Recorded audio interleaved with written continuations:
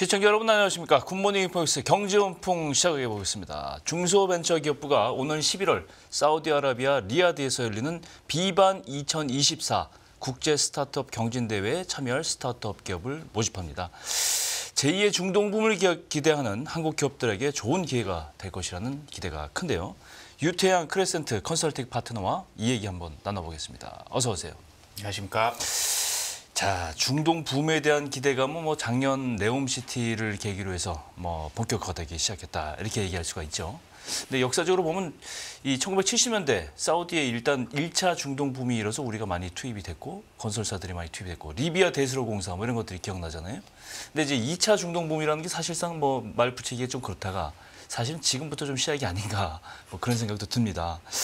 환경이 좀 달라졌다고 한다면 이제 그동안 70년대에는 사실 중동에 대해서 잘 몰랐잖아요. 모르고 교류도 없었고 여행도 안 가고 그러다가 이제 좀 중동에 대한 관심이 있고 여행도 조금씩 가면서 중동 제품이 우리나라에서 인기를 끈 적이 사실은 없었어요. 기억해 보면. 근데 서기밖에 없죠 사실은.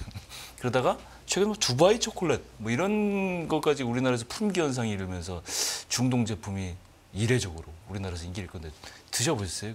저는 사실 요새 체중 조절 중이라 단 거를 조금 피하고 있어서 아직은 못 먹어봤어요. 근데 그걸 살려고 해도 없대요. 네. 아무리 저희 제작진들이 한번 소품으로 구매를 해보려고 했는데 못 구했습니다. 없어서 다 팔리고. 그만큼 이제 두바이 식품이 인기를 끈 거는 중동에 대한 거리감, 친밀도가 좀 가까워지고 어느 정도는 중동을 이해할 수 있게 됐고 많이 공부가 됐다든 전문가로서 어떻게 생각하십니까? 이 환경이 좀 바뀐 거에 대해서 좀 중동 붐에 대한 어떤 체감이 좀 느껴진다. 저는 그렇게 생각하는데요. 일단은 두 가지 요소를 좀 뽑을 수 있을 것 같습니다. 첫 번째로는 이 초콜릿. 픽스 디저트 쇼콜라티에가 원래 이름이거든요. 근데 이 보면 엄청 답니다. 저도 아주 그 구조만 봤는데 쿠나피라는 아랍 쪽 디저트를 다시 초콜릿으로 코팅한 모델이거든요. 이게 약간 치즈케이크 같은 질감인데 그러다 보니까 이게 어떻게 처음에 마케팅을 했나 보면 인플루언서 마케팅에 처음에 힘을 많이 실어줬어요. 유튜브라든지 틱톡이라든지. 근데 이게 현지에서 일단 첫 번째로 인기를 얻고 그 다음에 전 세계로 인기를 얻으면서 한국에서도 사실 다시 인기를 얻은 구조인데 두 가지 요소라고 말씀을 드렸잖아요. 첫 번째로는 두바이가 우리 생각한 것보다 상당히 이런 디지타이즈 수준이 되게 높습니다. 정부에서 계약을 할 때도 PDF를 통한 전자계약이 일반적이고요. 공관서에서도 계약을 할 때도요. 그래서 바로 이런 부분들, 이런 환경들에 있기 때문에 바로 유튜브라든지 틱톡과 같은 이런 채널을 통한 바이럴이 바로 F&B 시장에서 마케팅의 핵심으로 바로바로 이런 성과가 나온 게 있고 또 하나가 역으로 질문 드리겠습니다. 제가 두바이 하면 어떤 게 떠오르십니까? 높은 빌딩과 현대화된 시설들. 맞습니다. 약간 고급 도시, 그 다음에 번화한 도시. 비싸죠 일단. 네. 그러다 보니까 명품들도 많고. 네. 픽스 쇼콜라띠에 디저트 쇼콜라띠에도 마찬가지로 이게 두바이에서 만들었으니까 두바이 이름을 가지고 두바이에서 만들었으니까 고급 디저트가 아닐까. 그래서 과거에 허니버터칩 대란처럼 이거를 가졌다는 것 자체가 내가 약간 명품을 F&B에서 소비하고 있어라는 이런 환상까지 심어주게 된 거죠. 두바이에서 그런 디저트가 나온다. 이게 참 세월이 지나다 보니까 이런 일도 있군요. 라고 밖에 할 수가 없는데 일단 본론으로 돌아와서 11월에 이제 사우디아라비아 리야드에서 이제 비반 2024 이게 중소기업청 사우디아라비아에서 중소기업청이 2017년부터 이제 열기 시작한 건데 중동 최대 규모의 스타트업 행사 이렇게 알려져 있는데 어떤 행사인지 소개 좀 해주세요. 사실 엄밀히 말씀드려서 중동 최대 규모 스타트업 행사라는 타이틀을 두고 사실은 UAE랑 지금 사우디가 약간 경쟁하고 있습니다. 그러니까 이 비반 같은 경우에 스타트업 경진 대회로서는 최고 수준의 행사라고 보는 게 맞는 것 같아요. 근데 컨벤션으로서는 사실 그 옆에 이 올해 10월에 열리는 자이텍스라는 행사가 있습니다. 아랍에미리트에서 열리는. 아랍에미리트 이것도 두바이에서 경쟁 관계군요 대회가. 약간 정체성은 다르지만 사실 사우디랑 UAE가 한 2010년대 후반부터 이런 눈치 싸움을 계속 벌이고 있습니다. 그렇군요. 그래서 아무래도 이 자이텍스 같은 행사는 벌써 올해로 40년이 넘은 행사거든요. 여기에 맞서기 위해서 사우디가 뽑아간 커내는 그러면 우리 자이텍스는 미국의 CES랑 유사합니다. 그래서 테크 기업들이 모여서 자신들의 기술을 지원하는 행사에 가깝다면 이 비반 2024 같은 경우에는 이 새로운 스타트업들을 불러다가 경쟁을 하는 EWC라는 행사가 핵심이고요. 그래서 그걸 중심으로 전 세계 스타트업들이 모여서 약 1200개 기업 정도가 참석을 작년에 했고요. 그다음 14만 명 이상의 방문객이 찾는다고 합니다. 이 행사 같은 경우에 또 재밌는 게 2017년부터 이게 개시를 했습니다. 예, 예. 이 2017년이라는 숫자가 되게 중요한 게 네. 빈 살만 왕세자가 원래 그 전까지는 사우디아라비아 지금 살만 국왕의 후계자로 여러 명이 물망에 올랐다가 빈 살만 왕세자가 압도적인 올리원으로 즉위한 게 2017년이거든요. 빈살만 황사자의 작품이겠군요. 그럼. 빈 살만 왕세자의 작품이라고 보시면 될 것 같아요. 그래서 비반과 비슷한 시기에 발표됐던 게 네옴시티라든지 그렇죠. 그런 굵직한 프로젝트들이 2017년 하반기에 발표가 됐는데 그런 쇼케이스가 된 대표적인 행사가 이 비반 2024라고 보시면 될 것 같습니다. 그렇군요. 제가 좀 찾아봤더니 이 코트라 통계를 보니까 우리나라가 중동과 비즈니스하는 기업이 5,500개나 됩니다. 그리고 중동은 57개국의 20억 인구의 시장이 굉장히 큰 시장이에요. 그중에서 사우디아라비아가 뭐 선두를 달리고 있고 사우디아라비아 자체도 그전에는 뭐 석유라든가 이런 거에 경제를 의존하다가 이제는 기술 기반의 테크 기업, 테크 기술 산업에 뭐 어떤 부흥을 좀 꾀하려는 그런 움직임이 있다. 이렇게 정리가 되는 건데 일단 거기에 발맞춰서 시장이 열렸으니까 우리가 이제 거기에 이제 들어가야 되는 거잖아요. 그러니까 우리 중소벤처기업부가 이 스타트업 경진 대회인 EWC에다가 이제 국가대표급 이제 스타트업 기업을 파견하게 되는데 어떤 기회가 좀 있을까요? 아무래도 중동이나 사우디 시장 진출에 큰 발판이 도움이 될 수 있을 거라고 보고요. 예. 사실 중동 시장 방금 말씀 주셨지만 중동 시장이 여러 권역으로 나눠져 있습니다. 그렇죠. 대표적으로 우리가 중동이라고 보는 지역들 중에 하나가 우리가 소위 말하는 좁은 의미의 중동 아랍은 GCC인 거죠. 걸프만 근처에 있는 국가들 아, 그리고 사우디라든가 아랍에미리트, 쿠웨이트, 카타르 이 지역의 특징은 사실 돈이 많습니다. 왜냐하면 소위 말하는 석유 부국들이 모여 있는 데고요. 그렇겠죠. 또 다른 특징은 여기가 테크 기술에 관심이 많습니다. 왜냐하면 몇몇 국가들 말고 이 제조업 역량이 없어요. 경공업조차도 잘 발달이 되어 있지는 않은데 돈이 많습니다. 그렇게 알고 있어요. 그러다 저도. 보니까 지금 유가가 사실 100불 언저리에서 많이 올라와서 지금 뭐 오락가락하고는 있지만 예. 사실 이 100불이 높다라고는 말씀드리기 어렵거든요. 왜냐하면 2008년에도 이미 100달러를 한번 뚫었는데 벌써 10년, 15년이 전에도 뚫었는데 지금은 그 언저리에도 이르지 못하니까 그렇죠. 석유 부국들이 그래서 국부 펀드라든지 자신들이 가지고 있는 투자기관 대표적으로 사우디아라비아는 PIF 공공투자기금이라는 것도 있고 사우디 투자부 미사라는 기관도 있거든요. 네. 이걸 통해서 그럼 우리가 석유를 더 이상 채굴이 끝난다면 석유의 경제성이 점점 떨어진다면 차라리 우리가 그리고 내재적으로 제조업이나 테크 기업을 가져올 수 없다면 외부에 좋은 기업들이 우리가 빨리 돈을 뿌려놓자라는 경쟁 프로젝트가 2010년 후반기부터 활발하게 진행됩니다. 그래서 뭐 UAE의 뭐 무다라바 펀드라든지 로열그룹이라든지 아니면 사우디의 PIF, 미사 이런 데들이 돈을 투자하기 위해서 자신들이 컨벤션을 열고 있고요. 거기서 언급된 게 비반 같은 행사라든지 뭐 아까 말씀드린 UAE의 자이텍스 같은 행사가 그런 쇼케이스 일환이겠죠. 예. 그래서 자신들이 돈 투자하고 육성할 기업들을 키우는 와중이기 때문에 역으로 여기에 우리 기업들이 진출해서 그들과 좋은 네트워킹이 형성하는 건 분명히 의미가 있다라고 생각이 들고요. 다만 한 가지 주의해야 될 거는 여기 간다고 모든 게 해결되지는 않습니다. 아무래도 우리랑 비즈니스 프랙티스라든지 거버넌스가 많이 다르기 때문에 예. 이런 부분에 있어서 어떻게 적응할지에 대한 고민은 충분히 갖춰 놓아야겠죠. 우리가 저기 가서 이제 입상을 하고 수상을 한다면 뭐 사우디에서 뭐 우리나라 진출의 어떤 뭐 페이버 혜택을 주는 게 좀 있을까요? 뭐 일단은 당연한 이야기지만 상금이 나올 것 상금 같고요. 나오고. 그다음에 여기 실제로 갔다 왔다는 회사들이 많이 있습니다. 가령 작년, 재작년에는 뭐 엔젤스윙이라는 드론 기반 건설 회사가 여기서 좋은 성적을 거둔 적도 있고요. 예.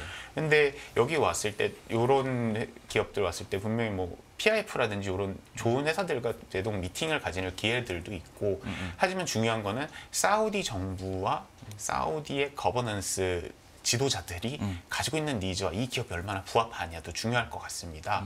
그래서 그 방향성을 파악하기 위해서는 사실 PIF나 미사 같은 경우에는 자신들의 투자 리포트를 계속 내요. 우리가 어떤 분야에 관심이 있고 어디에 포트폴리오를 구성하고 있고 예. 특히 이들이 테크라든지 기가 프로젝트라고 하죠. 네. 사우디에서 진행하는 대규모 인프라 프로젝트들 그런 부분들을 한번 캐치를 한다면 이 분야에 있는 스타트업들은 이런 식으로 접근하면 되겠구나라는 사실상의 가이드라인을 우리가 그리고 갈 수 있는 거죠. 대표적으로 네옴시티와 지금 좀 네옴시티였었죠. 맞는 예, 네. 그런 것들을 좀 개발해야 된다. 네.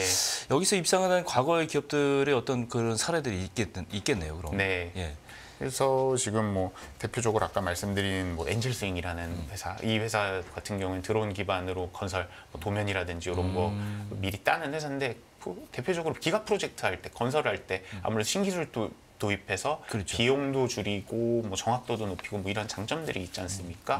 그다음에 한국에 또 예전에 웨이도 그 귀와 관련된 스타트업들 가서 또 좋은 성과 거둔 적도 있는데 이게 왜 그런가 봤더니 사우디아라비아가 사실은 의료비가 사실상 무료인데 네. 정작 의료비가 무료임에도 불구하고 공공의료 수준이 좋지는 않다는 평을 들어요. 왜냐하면 의사의 절대적인 숫자도 그렇게 많지가 않고 인구가 3,500만 정도 되는데 국토가 너무 넓다 보니까 병원까지 가다가 사람들이 치료를 제대로 못 받고 더 부족하군요. 악화되고 이런 일이 벌어지다 보니까 바이오헬스케어에 대한 사우디도 투자도 점점 늘리고 있고 이런 니즈에 따라서 어떻게 보면 우리나라 기업들도 물꼬의 방향을 잡아야 된다라는 게 핵심이겠죠. 이거 참가하려면 이제 우리나라 중소기업부의 어떤 그 허가를 막 그 선별을 해서 이제 보내게 되는 거잖아요. 네. 어떤 기업들이 주로 눈에 띕니까?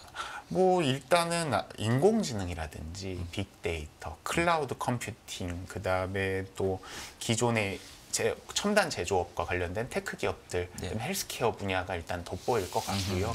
그래서 아까 말씀드린 대로 주로 어떤 분야에 사우디 정부가 투자를 했는지를 보면은 이쪽 분야에서 참여가 한 기업들이 보다 본선에서 좋은 성과를 거둘 확률이 크다라고 말씀드릴 수 있을 것 같습니다. 사우디가 보니까 이 게임 산업에도 굉장히 관심을 가지는 모양이에요. 이게 보니까 e스포츠 월드컵이라는 대회를 사우디에서 개최하고 여기에 대해서 굉장히 많이 지원을 하고 있는 것 같은데 이 대회를 좀 소개 좀 해주세요. 이 WC라는 대회는 2023년에 출발해서 올해 3년 차를 맞죠. 예. 근데 요게 상금도 뭐 한 거의 1,000억 원에 가깝고요. 1,000억 원이요? 예. 그래서 게임 대회 중에 되게 후발 대회인데 예. 원래 이전까지 전 세계 게임 리그를 주도했던 머니 중에 하나가 차이나 머니거든요. 근데 그 축 중에 상당 부분이 중동, 특히 사우디아라비아로 넘어갔다. 그래서 한국 게임 구단들이 지금 뭐 투자자라든지 게임 구단 수뇌부들이 중동 왔다 갔다 하는 일이 최근에 대단히 빈번해졌습니다. 예. 제 주변에서 갔다 오신 분들도 복수로 계시고요. 그렇죠. 그래서 이거는 어떻게 이해를 해야 되냐면 두 가지, 사우디의 스포츠 굴기에 대한 생각과 스포츠 굴기. 그리고 게임 굴기에 대한 생각 두 가지를 해야 된다. 일단 게임 굴기라 하면 사우디가 아라비아라든지 UAE가 게임을 대단히 많이 합니다. 왜냐하면 젊은이들이 할 게 많지가 않아요. 그리고 정부 입장에서도 뭐 돌아다녀가지고 이 젊은 친구들이 막 돌아다니는 것보다는 조용히 게임하는 게 어떻게 보면 체제 안정에 좀 도움이 되다 보니까 일례로 2년 전 통계였던 것 같은데 한국에서 실제로 통계를 보니까 한국의 게임을 가장 많이 플레이하는 국가가 어딘가라고 봤더니 사우디 바로 옆에 붙은 UAE가 가장 오래 플레이 시간을 하더라. 그렇군요. 예, 그래서 이유가 뭔가 봤더니 왜 라마단이라고 있지 않습니까? 그게 아무도 못하니까. 네, 그러니까 여기 누워 있어야 되니까 또 칼로리 소모를 그 최소화, 금식하고 물도 못 마시니까 그러니까요. 그때 게임을 하는 거예요. 젊은 친구들이. 이거는 율법적으로도 먹은다는 것도 없고. 그렇죠. 근데 또 빈살방세자가 개인적으로 게임 팬으로 알려져 있습니다. 그러다 보니까 PIF 국부펀드가 지속적으로 게임주 투자를 익스포저를 늘리고 있는 게 대표적으로 닌텐도의 주유주 중에 하나고요. 그렇군요. 한때 8%를 넘어서 투자했다라는 이야기도 있고 우리나라 기업 중에 NC라든지 이런 데도 계속해서 PIF가 포트폴리오를 들고 가고 있습니다. 자, 그럼 투자만 한 게 아니라 이거를 좀 그러면 밸류체인상 또 이걸 보여주는 게 필요하니까 산업화시키기 위해서는 게임 리그만한 게 없을 것 같고요. 그렇겠군요. 이것뿐만이 아니라 게임뿐만이 아니라 다양한 엔터테인먼트 사업, 대표적으로 UFC라든지 WWE 이런 대회들도 지금 사우디아라비아 리야드에서 지속적으로 유치를 하려고 이미 유치를 했고요. 그래서 국가 차원에서 이런 스포츠 산업을 육성하기 위해서 그 끝에는 2030년 엑스포도 있고요. 그다음에 아시안 게임 2개, 2034년 월드컵까지 지금 사우디에서 개최가 확정됐기 때문에 그렇죠. 이런 것들, 그럼 우리가 이런 엑스포라든지 월드컵 그리고 아시안 게임 잘 개최하려면 그냥 당일 이벤트가 아니라 축구에 관한 혹은 스포츠에 대한 e스포츠에 대한 인프라를 우리가 구축해야 되는데 후발주자가 투자로 빠르게 이 갭을 메울 수 있는 종목 중에 하나가 바로 게임인 거죠. 그렇군요. 정리해 보면 스포츠 분야, 게임 분야, 그다음 앞서 말씀하신 뭐 여러 가지 그 기술 첨단적인 분야들 네. 이런 것들을 이제 주로 갖고 들어가야 된다 이렇게 정의를 할 수 있는데, 근데 뭐니 해도 사실은 네옴시티를 얘기 안 할 수가 없어요. 근데 네옴시티가 사우디아라비아가 이제 처음에는 5천억 달러니까 한 690, 한 700조 원 규모였다가 이걸 좀 줄였어요, 그죠? 줄여서 조금 불안감이 드는데 현재 어떻게 진행되고 있습니까? 사실 공식적으로 줄었다기보다는 줄었다는 관측이 압도적으로 많이 나오고 있는 거죠. 예. 왜냐하면 사우디 정부는 이 축소 규모의 정확한 사이즈에 대해서는 잘 말을 안 하고 있습니다. 않았지만. 네. 그리고 영국계 언론들에서 주로 이런 보도들이 나갔는데 예. 이 네옴시티 거리가 뭐 170km 더 라인 대표적으로 우리가 그 항상 이야기하는 선형 도시 있지 않습니까? 2.4까지 줄어들 거다라는 관측이 나왔어요. 예. 근데 이게 뭐 프로젝트의 축소라는 측면에서 어느 정도 맞는데 이게 또 전문가들 이야기를 들어보면 예견된 축소입니다. 그래서 170km는 이런 거 이런 전 세계 시각을 좀 불러 모으기 위한 쇼케이스에 가까웠고 이제 좀 실질적으로 사업을 구현할 단계가 되니까 예. 현실화시켰다. 그렇지만 네옴시티는 어떤 식으로든 지금 좀 진행할 수밖에 없는 게 빈살만 국왕의 아버지이신 살만 국왕이 지금 건강이 되게 안 좋아요. 어허. 그래서 결국엔 짧게는 수년, 길어도 10년 내로는 정권을 이양해야 되는데 그렇죠. 거기에 맞춰서 수많은 프로젝트들이 아까 말씀드린 엑스포라든지 월드컵, 아시안 게임들이 지금 준비가 되어 있고요. 결국 그걸 또 맞춰서 우리가 왜 1988년 서울올림픽에 맞춰서 국가가 뭐 신도시도 개발하고 다양한 도심 재정비 사업 했지 않습니까? 그 일환으로 볼 수 있는 게 네옴시티, 그 안에서도 또 트로제나와 같은 관광단지 사업들이 있기 때문에 어떤 형태로든 구현하긴 할 거다. 다만 우리가 생각했던 형태, 이런 첨단 도시에서 조금 더 현실적인 관광단지 형태로 조금 변질되고 있지 않나라는 게 현실적인 분석일 것 같습니다. 빈살만 왕세자가 이제 승계 작업의 일환으로 했다. 이런 건 뭐 사실은 좀 뭐 제가 생각하기엔 좁은 시각이고 중동이라는 게 원래 4대 문명의 발상지잖아요. 그죠? 메소포타미아, 이집트까지 아울러서 이걸 다시 부활하고자 하는 중동의 어떤 의지가 좀 담겨 있다 생각을 하고 그래서 이제 70년대 좀 그 여러 가지 SOC 기반의 여러 산업들이 오일머니를 기반으로 했고 우리나라가 많이 투입이 됐고 이제 우리나라 다시 2차 중동 붐에 집중적으로 들어가서 기회를 발굴해야 된다. 저는 그렇게 정리를 하고 싶은데 결정적으로 이제 마지막으로 사우디와 우리나라 어떤 경제 협력들이 직접적으로 좀 발생할 수 있을지 일단 얘기해 주세요. 사우디아라비아 같은 경우 우리 이미지랑 다르게 대한민국과 교역 10위 안에 들어간 되게 주요 교역국 중에 하나거든요. 그렇죠. 근데 그럼에도 불구하고 이 내면을 뜯어보면 그렇게 구조가 좋지는 않습니다. 석유 산업 수일 물량이 압도적이고요. 그 교역량에. 근데 그렇지만 사우디 시장은 여전히 매력적이다. 그 GCC 국가 중에 아무래도 수장 역할을 하고 있고요. 인구가 거의 이제 빠르게 늘고 있어서 외국인 포함해서 거의 4천만에 육박하는 대형 국가입니다. 네. 그리고 국가가 공격적으로 지금 펀드를 통해서 투자를 하고 있다는 가장 큰 매력이겠죠. 네. 그래서 중동 지역에서 GCC에서 사우디의 투자 매력도는 여전히 높다. 그럼에도 불구하고 사우디 갔다 온 기업들이 한결같이 고통을 좀 호소하세요. 사업하기 어려운가요? 사업하기 상당히 어려운 국가 중에 하나로 꼽힙니다. 바로 옆에 있는 UAE 같은 경우에는 전 중동에서 역으로 사업하기 가장 좋은 환경으로 꼽히는데 사우디 같은 경우는 아직도 거버넌스의 폐쇄성 그리고 시장의 진입의 난이도 그렇지만 분명히 이 시장은 열리고 있다. 가령 올해 초에 사우디아라비아가 알코올 판매소 제한적으로 허용하겠다는 얘기를 거의 50년 만에 다시 얘기를 했고 이게 실제로 어느 정도 현실화되었거든요. 근데 막상 그런 기대를 품고 가셔서 많이들 좌절을 하고 계십니다. 왜냐면 법인 세우는데 6개월 이상 걸리고 허가도 잘 안 나오고 PRO라고 해서 뭐 연락관 둬야 되고 뭐 이런 이슈들이 있기 때문에 결국 핵심은 우리가 분명히 시장의 가능성에 대한 건 와칭하되 낙관론보다는 시장 철저하게 타진해보고 특히 제도적 리스크, 문화적 리스크 두 가지 체크해보고 들어갈 만한 시장이긴 하지만 그럼에도 불구하고 여기를 서둘러서 진입할 필요는 없다. 왜냐하면 사우디아라비아가 지금 투자 계획을 상당히 긴 호흡으로 가져가고 있기 때문에 최소한 2030년까지 투자가 계속해서 계획되어 있거든요. 네. PIF라든지 미사라든지 기타 기가 프로젝트들 국가 정부에 그래서 이런 것들을 한번 긴 호흡에서 보시고 대승적 관점에서 참여해야지 개별적으로 뭐 단타성으로 3, 4년 내로 네옴시티가 완공이 되니까 여기서 우리가 뭘 수주해야겠다라는 접근법은 상당히 위험하다. 이렇게 요약할 수 있겠습니다. 그래도 중동 시장은 정말 세계 각 나라들이 특히 중국이라든가 인도라든가 여러 자본들이 노리고 있는 시장이기 때문에 여기 끈을 놓쳐서는 안 되겠습니다. 그죠?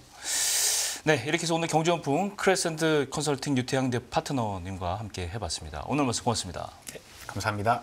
지금까지 김경원이었습니다. 고맙습니다.